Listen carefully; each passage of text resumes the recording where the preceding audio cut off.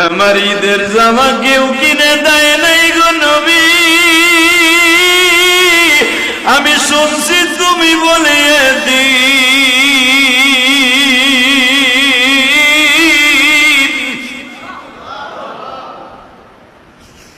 ইতিমের মনের কষ্ট এতিম ছাড়া কেউ জানে।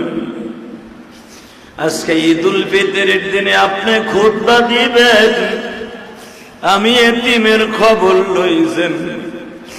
আমার নবী আর একটা সেকেন্ড দেরি করতে পারে নাই, নবী আমার বইয়া পড়ছে, কোলের মধ্যে নিয়ে বলে আব্দুল্লাহ,